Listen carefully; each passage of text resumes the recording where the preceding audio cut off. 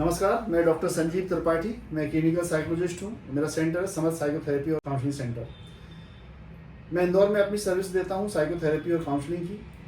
और हमेशा लोग ये सवाल करते हैं कि साइकोथेरेपी कैसे काम करती है, काउंसलिंग कैसे काम करती है, और इसके साथ साथ मेडिसिन का साइकोलॉजिकल प्रॉब्लम में क्या रोल होता है। मेडिसिन में ज़्यादा अच्छे से जो एक्सपर्ट होते हैं वो होते हैं साइकेट्रिस्ट।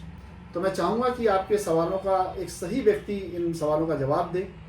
तो उसके लिए मैं आज हमारे साथ मौजूद हैं डॉक्टर विजय रघुवंशी जी। ये साइकेट्रिस्ट हैं और गवर्नमेंट सर्विस में अपनी सेवाएं दे रहे हैं, और इसके अलावा अपनी प्राइवेट प्रैक्टिस भी इंदौर में करते हैं। काफ़ी लंबे समय से ये अपनी सर्विस अपनी यहाँ पर इंदौर में दे रहे हैं।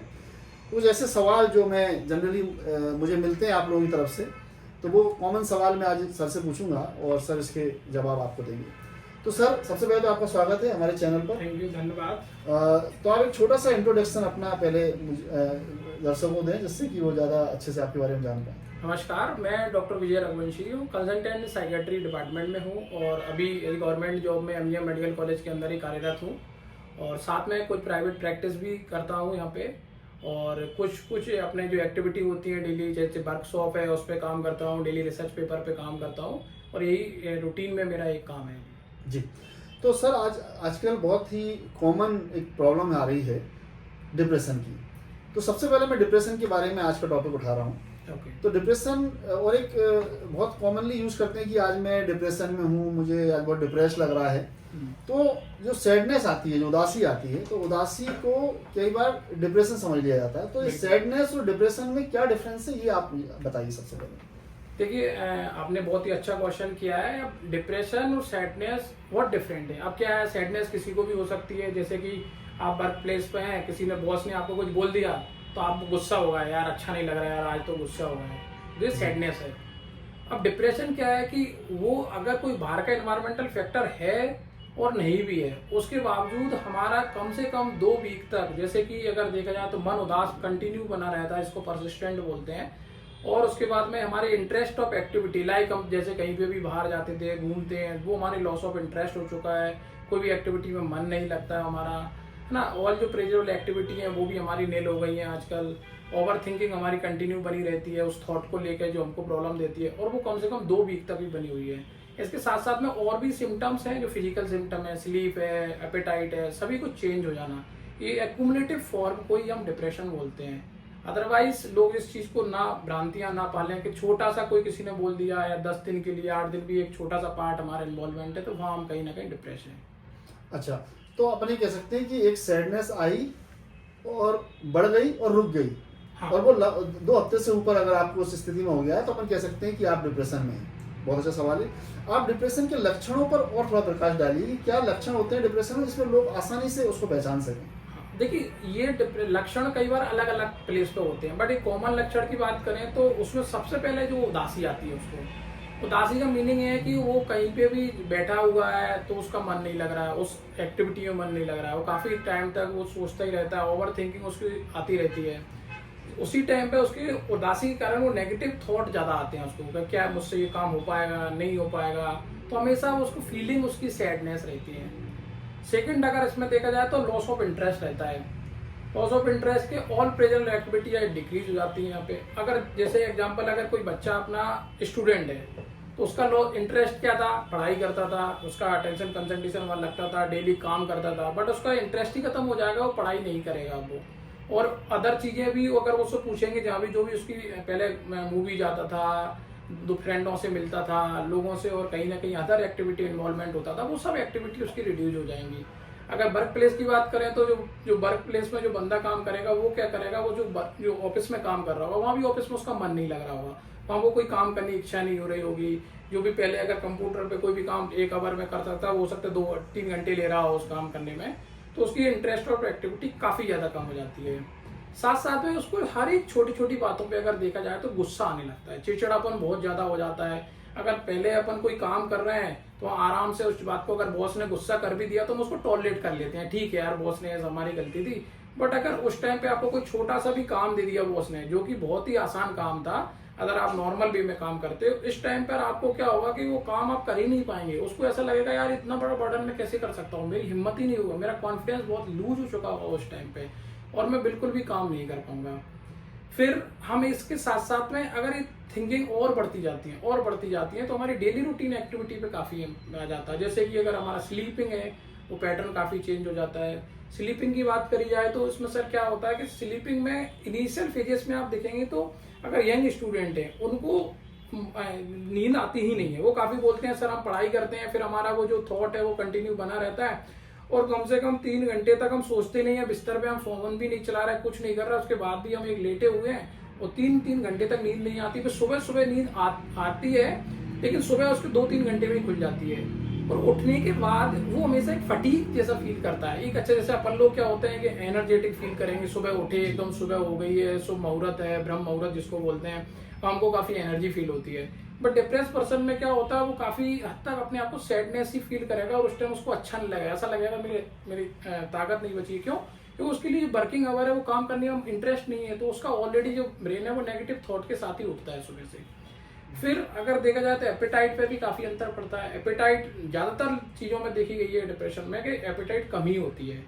जो काफी लोग क्योंकि किसी चीज में जब इंटरेस्ट नहीं होता तब ऑल प्रेजर एक्टिविटी हमारी डिक्रीज हो जाती है। इसके कारण हमारा ना खाने में स्वाद आता, ना किसी चीज को पहनने में स्वाद मतलब पहनने में इच्छा होती, तो कुछ भी हम नहीं कर पाते हैं उस टाइम में। एक और पार्ट अगर यही से के साथ में अगर देखा जाए तो सुसाइडल थॉट जो इसके साथ साथ हमारे आने लगते हैं, इसको एक और डिस्कस करेंगे अदर टॉपिक में। सुसाइडल थॉट के बारे में अभी इतना ही बताते हैं। फिर इसमें अगर सुसाइडल थॉट आ रहे हैं तो उसमें 3 चीज उसको फील आती है। होपलेसनेस, जहाँ उनको मतलब ऐसा ही लगता है कि अब मेरा जिंदगी में कुछ आशा नहीं बची है, उसकी आशा की जो किरण होती है किसी इंसान को जीने के लिए वो उसकी चली जाती है। हेल्पलेसनेस, उसको लगता है ना मैं किसी की न कोई मेरी हेल्प नहीं कर सकता। और बर्थलेसनेस मतलब वो फील करता है कि मेरा जो जीवन है वो व्यर्थ है। एक और सिम्टम है कॉमन जो गिल्ट बोलते हैं इसको। हर एक चीज जो भी उसका रहता है वो क्या करता है अपने आप पे ही लेता है। उसको ये लगता है कि यार ये मेरे कारण हो गया है। कोई वर्क में अगर उससे काम नहीं हो पाया तो उसको लगा यार नहीं, यार बॉस की गलती नहीं थी, गलती मेरी थी, मुझसे नहीं हो पाया। कोई भी चीज हो, चाहे पढ़ाई कर रहा है तो मेरे से नहीं हो पाया। इसलिए स्टूडेंट अगर आपने देखे हो तो काफी सुसाइड इसलिए करते हैं, खुद पे ब्लेम लेते हैं। घर वालों पे कुछ नहीं बोलेंगे कोई ऐसा कारण हो गया, क्योंकि स्टिग्मा रहता है तो हम बताते नहीं है लोगों को। तो ये कहीं ना कहीं एक सिम्टम्स हैं जो हमको जानना चाहिए और जरूरी भी है सिम्टम्स को जानना, क्योंकि जब इस सिम्टम्स को पता चलेगा तो हम इसकी डायग्नोसिस तक पहुंचेंगे। फिर हम एक प्रोफेशनल मेंटल हेल्थ के प्रोफेशनल है वहां से हम कहीं ना कहीं इसको ट्रीटमेंट के लिए आगे बढ़ेंगे। जी, तो ये तो बात थी सर लक्षणों की। आपने बहुत अच्छे तरीके से समझाया, काफ़ी डिटेल में समझाया और ये बड़ा हेल्पफुल होगा लोगों के लिए। अब लक्षणों के बाद एक बात आती है कि इसके कारण क्या हैं।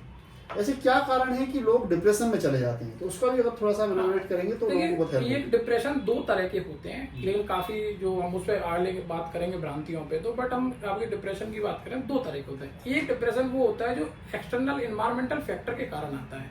एक डिप्रेशन वो होता है जो कुछ भी नहीं है। जैसे कि काफी लोगों को एक बहुत अच्छी एक बात की जाए, यहाँ पे मोटिवेशनल लोग होते हैं, उनके यहाँ कोई किसी तरह का कोई बड़ा स्ट्रेस नहीं होता, कोई लाइफ में लॉस नहीं होता है और अच्छा खासा उनका एक नॉर्मल स्टूडेंट लेवल पे भी इवन देखा जाता है कि 12th क्लास में बच्चा बहुत अच्छे से पढ़ाई कर रहा था कम से कम 5 to 6 मंथ, अचानक से उसका एक डाउन फेज आता है और वो 6 मंथ से बाद ही अपने आप में ही ना उसका इंटरेस्ट लगता पढ़ाई में, छोटी छोटी बातों पे कोई गुस्सा आना, चिड़चिड़ा बना रहना। तो यहाँ पर ये देखा गया है कि कहीं ना कहीं हमारे जो रसायन है, बायोलॉजिकल रसायन जो जिसको डिप्रेशन में हेल्प करते हैं, जीन लेवल पे जो इम्पैक्ट होता है, ऐसे केसेस में ज्यादातर देखा जाता है कि फैमिली में इनको कहीं ना कहीं ये रहा है। मतलब इनके पेरेंट्स को हो सकता है या इनके दादा दादी या कहीं ना कहीं एक जो जनरेशन होती है, फैमिली जो जनरेशन होता है उसमें कहीं ना कहीं किसी ना किसी को हो सकता है, चांसेस होते हैं ऐसे डिप्रेशन जिसमें कोई विदाउट स्ट्रेस फैक्टर के कारण आ जाता है। इसमें रसायन बहुत ज्यादा जल्दी चेंज होते हैं। इसमें डोपामीन, सेरोटोनिन नाम के जो रसायन होते हैं, नॉरएपिनेफ्रिन होते हैं, ये कहीं ना कहीं कम हो जाते हैं। दूसरी हमारे को एक और जो मेन फैक्टर लगते हैं वो है साइकोलॉजिकल और एनवायरमेंटल फैक्टर।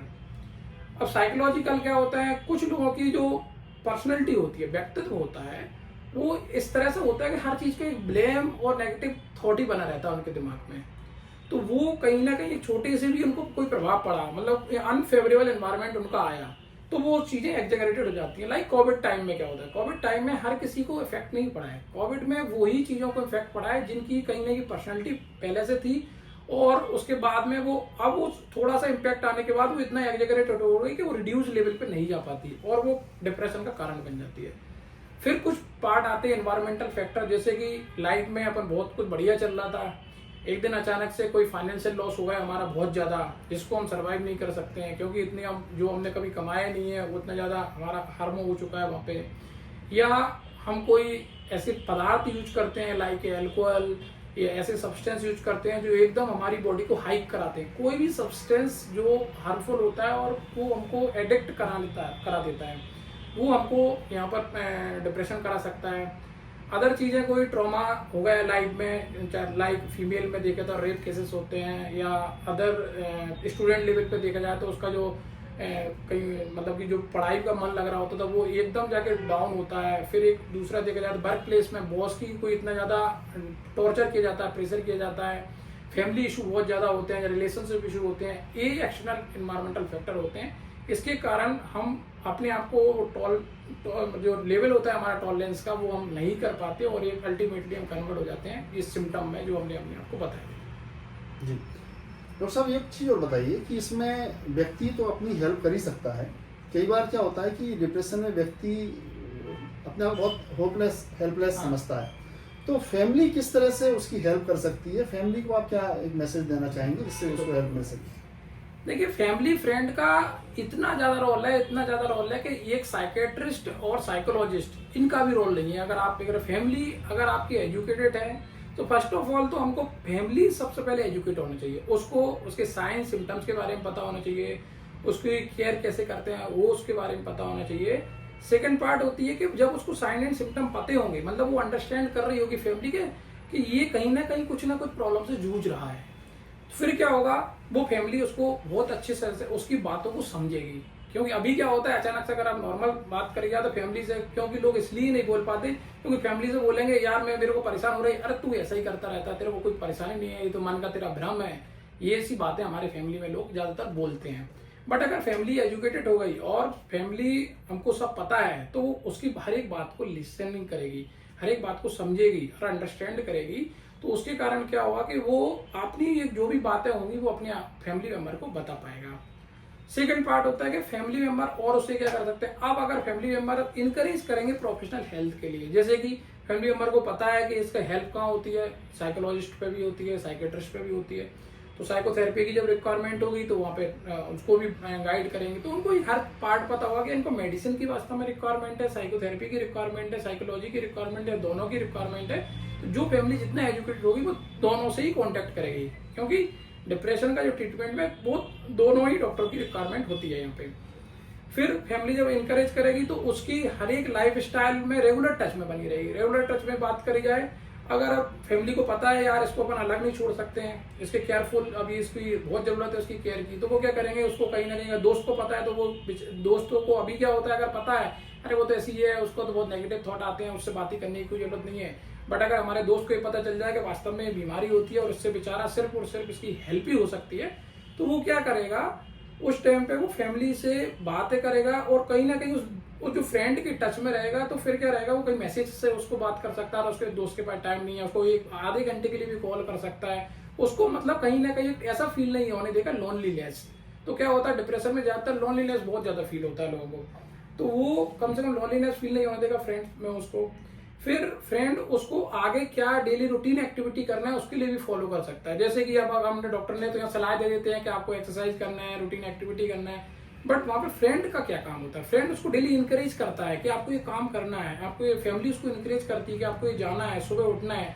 फिर उसकी जैसे कि जो टास्क हैं, तो छोटे छोटे टास्क में भी फ्रेंड उसकी हेल्प कर सकता है कि भाई वो कोई भी काम करेगा तो छोटे छोटे जो भी उसके काम होते हैं उसमें भी उसकी हेल्प करेगा। तो फ्रेंड और फैमिली का इतना ज्यादा रोल है कि प्रोफेशनल हेल्थ से लेके उसकी डेली रूटीन एक्टिविटी को कैसे वो इनकरेज करें और डेली कैसे अपने आप पे काम करें, तो बहुत अच्छा उसका इम्पैक्ट है। जी डॉक्टर साहब, डिप्रेशन से निजात पाने के लिए क्या क्या स्ट्रेटजी हो सकती हैं, आप उसमें प्रकाश डालिए जिससे कि डिप्रेशन में लोगों को हेल्प मिल सके। देखिए, स्ट्रेटजी में सबसे पहले जैसे अभी हमने बताया कि फैमिली फ्रेंड है, किसी को भी पता है तो उसको सबसे पहले तो उसको प्रोफेशनल हेल्प लेना ही चाहिए।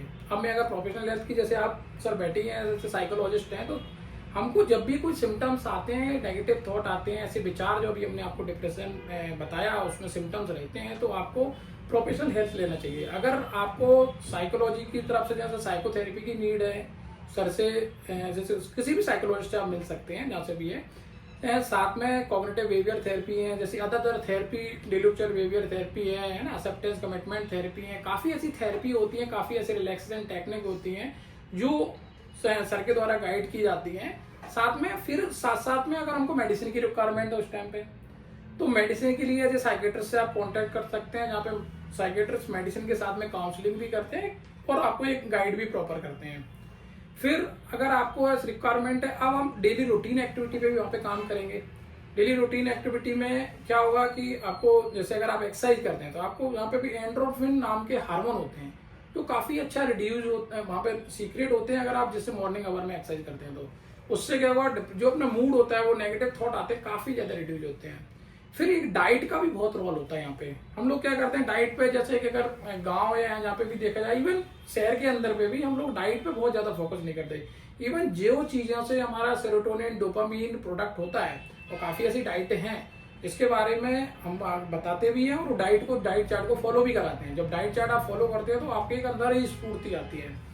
फिर उसके साथ में हमारा एक सपोर्टिव सिस्टम बहुत जरूरी है। सपोर्ट सिस्टम माने कि कोई भी एक जो कई बार हमारे मेंटल हेल्थ पे फ्री हेल्पलाइन भी होती हैं, उनसे आप हेल्प ले सकते हैं, उनसे बातें कर सकते हैं ना। और फ्रेंड सर्कल यहाँ पे बहुत ज़्यादा रोल होता है, जो मैंने अभी भी बताया।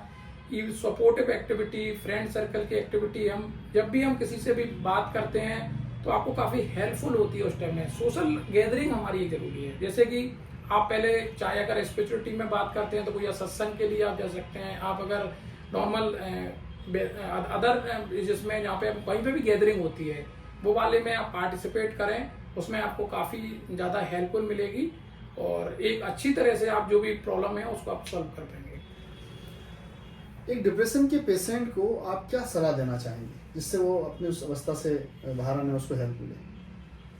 देखिए, डिप्रेशन का पेशेंट जो मैं ऑलरेडी अभी कुछ अपने डिस्कस इसमें किया है कि डिप्रेशन एक ऐसा ना समझे कि ये परमानेंट है। पहली बात तो इस बात को हमको समझना पड़ेगा, क्योंकि डिप्रेशन बहुत ही कुछ समय के लिए होता है। और ये जब समझना पड़ेगा किसी भी हमारे व्यूअर्स को कि डिप्रेशन एक तो कॉमन बीमारी है, बहुत ही कॉमन। एक मैं सर एक एग्जांपल देना चाहता हूँ, अभी आपको बताऊं कि एक पेशेंट था जिसको एक्चुअली ये क्वेश्चन का नहीं बट एक मैं प्रॉपर एक आंसर बताता हूँ। एक पेशेंट था मेरे पास आया, सर माइग्रेन है मेरे को।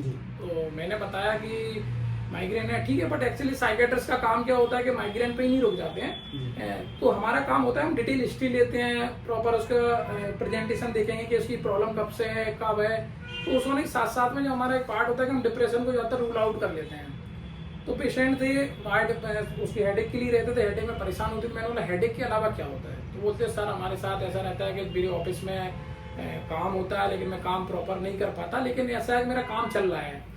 मेरा वाइफ से भी कभी कभार झगड़ा होता है, डेली फादर से भी इसी तरह से आर्गूमेंट होते रहते हैं और डेली होते हैं कहीं ना कहीं।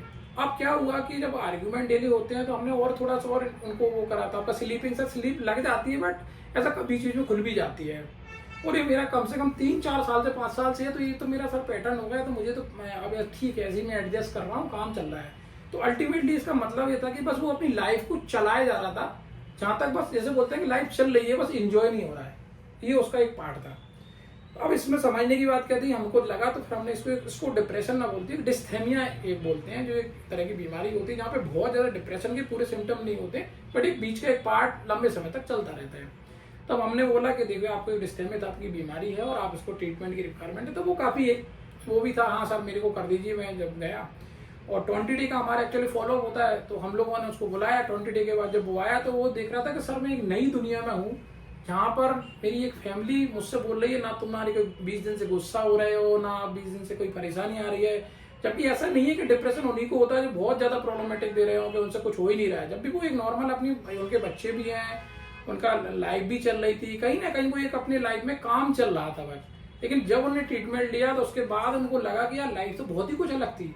उनकी जो लाइटिंग का उनका देखना कहता कि सर मैंने इस लाइटिंग भी नहीं देखी थी, मेरे को दिखता ही नहीं था इस टाइप के कुछ होता है। तो बहुत ही मतलब आप वो इनकरेज थे और इतना ज्यादा उत्साह के साथ वो अपने उसमें थे कि हाँ सर अब मजा आ गया लाइफ में, जो अब मजा आया। फिर उन्होंने यही बोला कि सर भले मेडिसिन अगर जिंदगी भर भी चले तो मेरे लिए ले लो। क्यों? क्योंकि मैं इस जिंदगी को मैंने कभी जिया ही नहीं था, मुझे पता ही नहीं था इस तरह की जिंदगी होती है। तो इस बात को लेके हमें समझें कि सलाह डिप्रेशन को वही दे रहे थे कि सर कि डिप्रेशन एक बहुत कॉमन है और इनको हमको धीरे धीरे करके छोटे छोटे पार्ट में समझना पड़ेगा कि प्रीवियस से हमको कंपेयर करना पड़ेगा, और इससे हम आराम से छोटे छोटे पार्ट जो हमने एक्सरसाइज बताई ड्यूरिंग द वो भी हमने मोटिवेशन चीजें देखकर ये अपने छोटे छोटे गोल बना कर रखते। गोल हमेशा छोटे होना चाहिए, इसमें एकदम हम किसी चीज को बड़ा ना करें।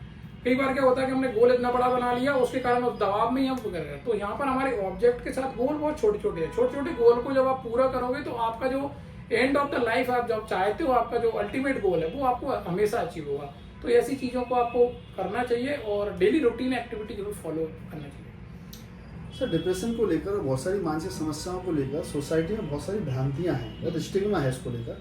तो इस स्टिग्मा को, भ्रांतियों को कैसे दूर किया जाए, उसके लिए आप थोड़ा प्रकाश डालिए इसको। देखिए, सबसे पहले तो क्या होता है कि डिप्रेशन जस्ट सैडनेस मान लेते हैं लोग, है ना। तो पहली बार मैंने पहले ही बताया कि ये सैडनेस नहीं है, ये कॉम्प्लेक्स है जहाँ पर हमको जैसे कि लॉस ऑफ इंटरेस्ट आएगा, फटीगेबिलिटी फील होगी, स्लीप पैटर्न चेंज होंगे, एपेटाइट चेंज होगी। तो ओवरऑल एक कॉम्प्लेक्स चीजें हैं। तो हमें एक ऐसा ना माने कई रियलिटी में मान लीजिए सैडनेस है, डिप्रेशन है। फिर सेकंड पार्ट होता है कि हमको ये लगता है कि एंटी डिप्रेसेंट जो ड्रग होती हैं वो क्योर कर देती हैं डिप्रेशन को। ऐसा नहीं है। देखो, इसमें साइकोथेरेपी और साइकेट्रिस्ट दोनों की बहुत ज्यादा रिक्वायरमेंट होती है, और क्योर के लिए दोनों की ही रिक्वायरमेंट होती है, क्योंकि कुछ सिम्टम्स अटेंशन कंसंट्रेशन वाला पार्ट है, कुछ नेगेटिव थॉट है जो कहीं ना कहीं अपने जो मेडिसिन से इतना ज्यादा काम नहीं कर पाते, वहाँ पे हमारी साइकोथेरेपी की रिक्वायरमेंट होती है। तो दोनों की यहाँ पे रिक्वायरमेंट होती है। लेकिन कुछ लोगों का एक भ्रम रहता है कि एंटी डिप्रेसेंट लेंगे और तो क्योर हो जाएगा, ऐसा भी पॉसिबल नहीं। क्यों नहीं? तो अगर ये प्रिवेंशन, देखिए साइकोथेरेपी प्रिवेंट करती है कि आगे इस तरह की समस्याएं आएंगी तो हम कैसे उससे सुलझ जाएंगे। डिप्रेशन में मेडिसिन आपको हेल्पफुल देती है। आज अगर आपने डिप्रेशन से निजात पाना चाहते हो एक्यूट डिप्रेशन फेज में, तो आपको डिप्रेशन मेडिसिन आपको क्या करेंगी, काफी ज्यादा इसको इन्वॉल्व देंगे, जो आपको सिम्टम फील हो रहे थे उनको दवा देंगी, बट आगे चल के फिर उभर सकते हैं वो सिम्टम। तो उनमें साइकोथेरेपी और जो काउंसलिंग जो रहती है वो आपको काफी हेल्पफुल देती है। क्यों देती है? क्योंकि वो जो पैटर्न है उसको प्रिवेंट करती है, आगे जो आ जाए तो आप उससे लड़ सकते हैं, हम उसको फाइट कर सकते हैं। एक्चुअली प्रॉब्लम तो हमारी यही होती है ना कि हम फाइट नहीं कर पाते हैं कभी भी। फिर कुछ भ्रांतियां ऐसी रहती हैं कि क्या ये सिर्फ फीमेल को होता है या मेल को होता है, तो ऐसा नहीं है। मेल को भी होता है, लेकिन मेल को क्या लगता है कि मैं जैसे सोसाइटी में देखा जाए तो कि मैं तो हमेशा एक वो रहता हूँ, क्योंकि इमोशन उनके कंट्रोल होते हैं, है ना। मेल के, फीमेल के तो ठीक है इमोशन कई बार कंट्रोल नहीं हो पाते, बट मेल के बहुत ज्यादा होते हैं। तो उनको लगता है मुझे क्यों डिप्रेशन होगा यार, मुझे डिप्रेशन हो ही नहीं सकता, मैं तो बहुत वो रहता हूँ इंसान, मैं बहुत मेल हूँ, और उसके एक हमेशा वो रहता है। बट ऐसा नहीं है, मेल को भी डिप्रेशन काफी हो सकता है, बट हाँ कंपेयर टू फीमेल को ज्यादा होता है, बट मेल को भी डिप्रेशन होता है। ये रहता है कि यार वो लोगों को डिप्रेशन होता है जो मोटिवेशनल होते हैं, कि मतलब जो अनमोटिवेशनल होते हैं, सॉरी। लेकिन ऐसा नहीं है। आप अगर एग्जांपल देखें तो आप बड़े बड़े स्टार को देख सकते हैं जो काफी ज्यादा मोटिवेशनल है। कपिल शर्मा खुद एक एग्जांपल है, उसके अदर एक्टर्स से एग्जांपल हैं जो काफी लोगों को मोटिवेट करते हैं, वो खुद डिप्रेशन में चले जाते हैं, तो उनको डिप्रेशन होता है।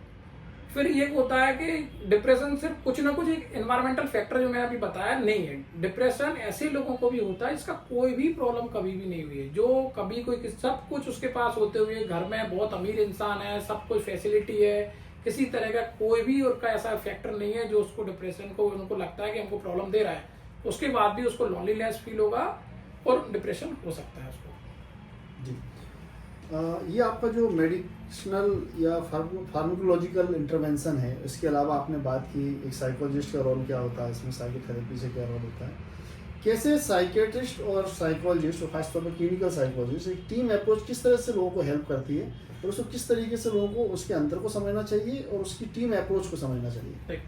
वही अभी अपन जैसे डिस्कस ही कर रहे थे, तो इसमें यही होता है कि साइकेट्रिस्ट का रोल है वो एक लिमिटेशन है, साइकोथेरेपी की भी एक लिमिटेशन होती है, बोथ की एक अपनी लिमिट। लेकिन जब इंटीग्रेट दोनों को कर देते हैं और केस को पता हो एक्चुअली वहां पर और अच्छा केस हो, जैसे कि एक साइकोथेरेपी को भी पता है कि यार एक केस क्या है, साइकेट्रिस्ट को भी पता है एक केस क्या है, बोथ केस अगर एक ही जगह पे अगर आप हिस्ट्री दे रहे हैं, एक ही जगह दे रहे हैं और दोनों को उसको इंटीग्रेट करें तो उसका मुझे लगता है रिजल्ट काफी बेटर होगा आगे के लिए भी।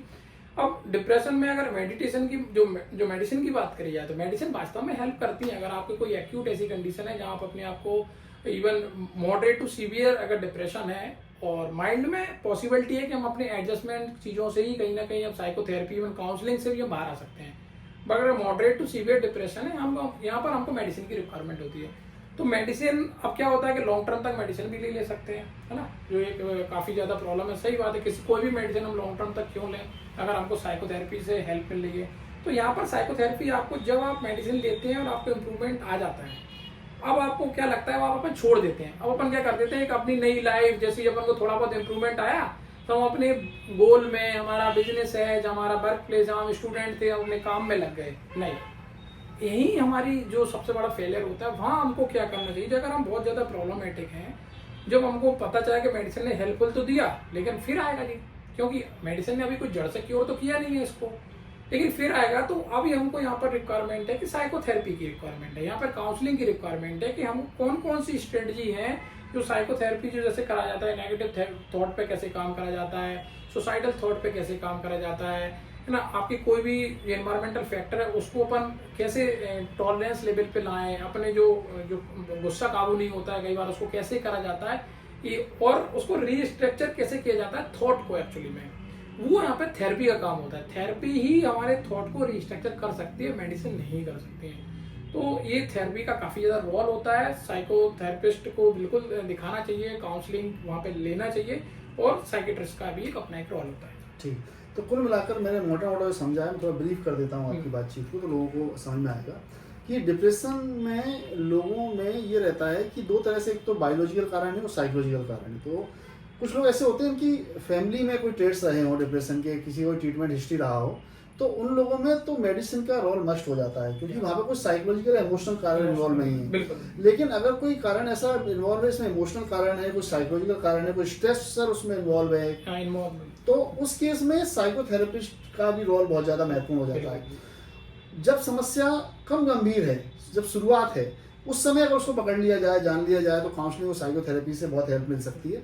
लेकिन अगर समस्या ज़्यादा गंभीर हो गई है और आपको भी समझ में आ रहा है कि आपको साइकोलॉजिस्ट को भी समझ में आ जाएगा जब वो आपसे बात करेगा कि आप सिर्फ काउंसलिंग या साइकोथेरेपी के लेवल पर आपकी प्रॉब्लम नहीं है, तो उस समय मेडिसिन का रोल होता है, तब साइकेट्रिस्ट का रोल शुरू होता है। बिल्कुल। और डिप्रेशन कोई गलती नहीं है, ये सिर्फ एक कंडीशन है।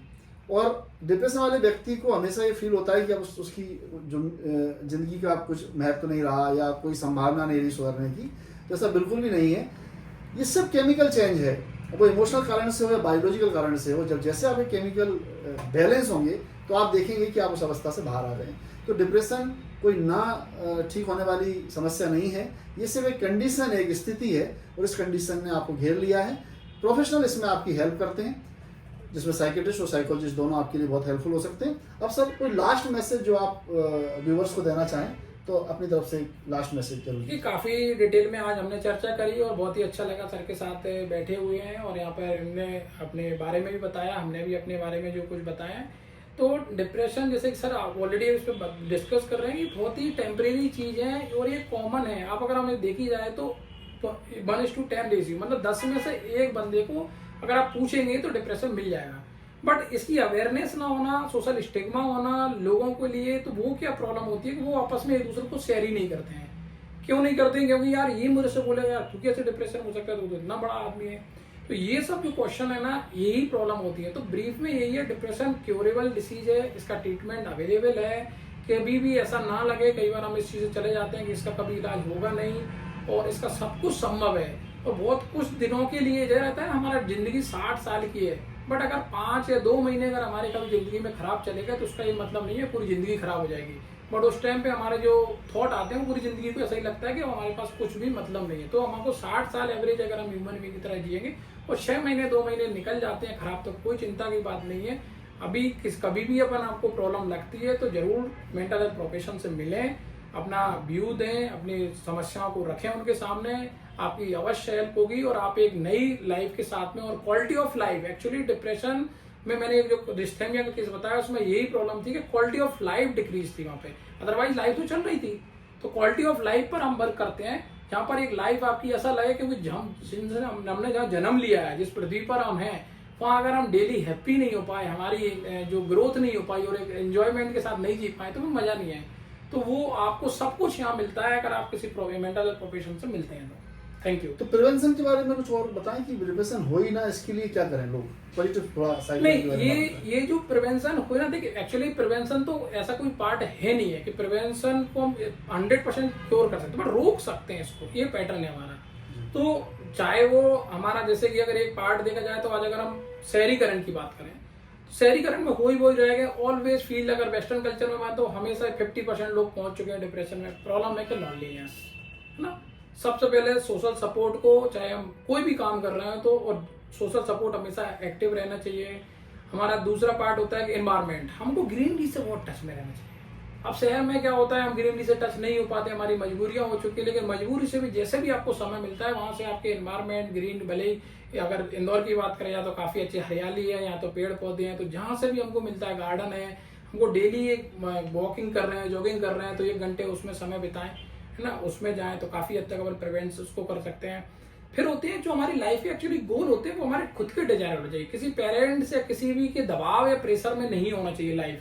अगर हम किसी के दबाव या प्रेशर में कोई भी काम कर रहे हैं लाइफ में, तो वो आगे चल के आप उसमें ग्रो नहीं कर सकते, और अल्टीमेटली आपको लॉनलीनेस फील होगा ही होगा, क्योंकि वो आपकी डिजायर नहीं थी। जो भी आप कार्य कर रहे हैं वो आपकी इच्छा अनुसार होना चाहिए। वो आप कुछ भी कर रहे हैं, XYZ इससे अंतर नहीं पड़ता है काम क्या है, बट काम आपके उसका होना चाहिए। तो काफी हद तक हम इस चीजों से प्रिवेंट कर सकते हैं। और स्पिरिचुअलिटी वाला पार्ट है, रिलीजियस पार्ट है, कल्चरल पार्ट है, इनको फॉलो करना चाहिए। ये काफी हद तक हमको, क्योंकि जहाँ भी हमारी सोशल गैदरिंग हो रही है, ये सब चीजें वहाँ पे हो रही है, तो वो हमको काफी 1-to-1 टॉक करने को मिलता है, और हमारा जो भी प्रॉब्लम होती है वो काफी अच्छे से सॉल्व हो सकती है। तो सर आपने बहुत अच्छा आज डिप्रेशन को समझाया, काफ़ी ब्रीफ आपने काफ़ी डिटेलिंग की है उन सारी चीज़ों की, सिम्टम्स की बात हो या कारणों की बात हो, और कैसे हम डिप्रेशन होने से बचें, तो डिप्रेशन होने के बाद हम क्या करें, वो सब आपने वो अच्छे से बताया। अब लास्ट में अगर कोई ऐसा व्यक्ति जो आपसे संपर्क करना चाहे, तो मैं चाहूँगा कि अपना नंबर शेयर करें, जिससे कि अगर कोई आपसे बात करना चाहे तो आपको हाँ, आपको कभी भी प्रॉब्लम लगती है तो एक तो आप तो समर्थ साइकोथेरेपी सेंटर है यहाँ पे, साथ में एक मेरा नंबर भी है जो आप नोट कर सकते हैं, तो 8305572674। जब भी आपको एज ए साइकेट्रिस्ट को नीड लगती है तो आप बिल्कुल कॉल कर सकते हैं, और जब भी कोई भी प्रॉब्लम है, मैं कोशिश करूंगा कि कॉल आपका पहली बार में ही रिसीव करें, और जो भी प्रॉब्लम होगी उसको सॉल्व करने की कोशिश करेंगे। Thank you. बहुत अच्छा रहा अच्छा कार्यक्रम, और हम कोशिश करेंगे कि आगे भी आपके सवालों के जवाब हम दे पाएँ, और हम फिर बैठेंगे नए टॉपिक के साथ, नई समस्याओं के साथ और उनके समाधान के साथ। Thank you very much.